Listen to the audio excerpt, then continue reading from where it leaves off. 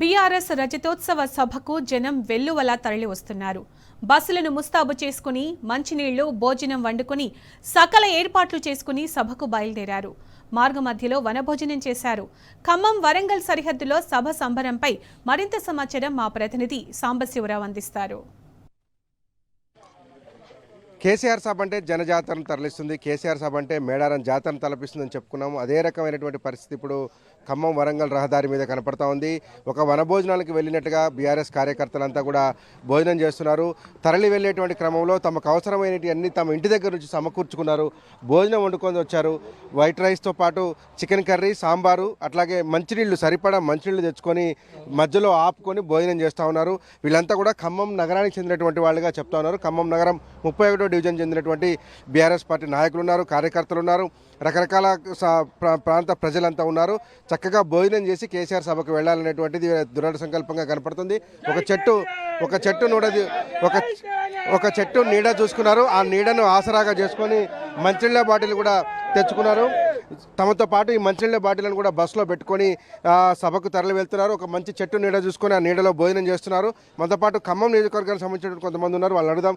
Brother, ఇవాళ ఏంటి సభకు తరలి వెళ్తున్నారు, భోజనం చేస్తున్నారు, ఎట్లాంటి ఏర్పాట్లు చేసుకొని పోతున్నారు, అసలు ఏంది మీ ఉద్దేశం సభ మీద? సొంతంగా స్వచ్ఛందంగా మా ఖర్చుతో ఎటువంటి ఎవరు లబ్ధి లేకుండా సొంత ఖర్చుతో చేసుకొని హ్యాపీగా సభకి విజయవంతం చేయడానికి వెళ్తున్నాం.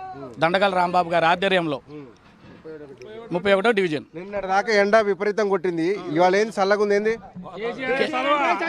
కేసీఆర్ గారు అంటేనే చలవ.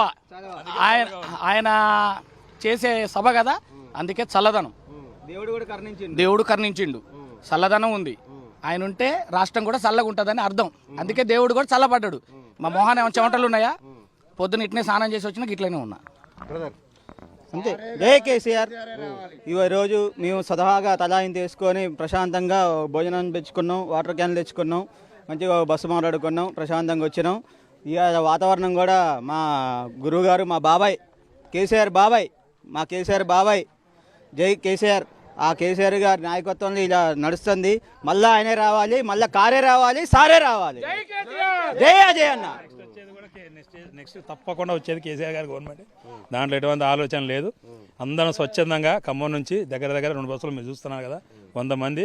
ఎవ్వరు ఎటువంటి ఏదో వస్తే డబ్బులు ఇస్తాం అట్లాంటిది ఏం లేకుండా అంత దూరం దగ్గర 120 కిలోమీటర్ల దూరానికి స్వచ్ఛందంగా పనులు ఆపుకొని ఇగో మీరు చూస్తున్న ఈ జనం అంతా కలిసి కేసీఆర్ గారి సభ విజయవంతం చేయడానికి ఖమ్మం నుంచి బయలుదేరి వెళ్తున్నాం. సభ ప్రాంగణాన్ని చేరుకుంటారా? కేసీఆర్ చూస్తారా?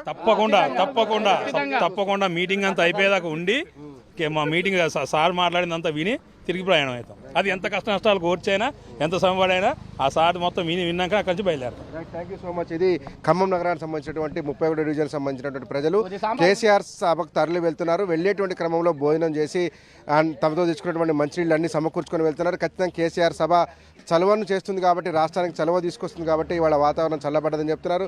రాబోయేది కేసీఆరే, వచ్చేది కేసీఆర్ అంటూ నినాదాలు చేస్తున్నారు. ఖచ్చితంగా కేసీఆర్ సభకు వెళ్ళి సభలో జరిగేటువంటి ప్రసంగానంతా విని సభను విజయవంతం చేసి ఇంటికి తిరిగి వెళ్తామంటున్నారు.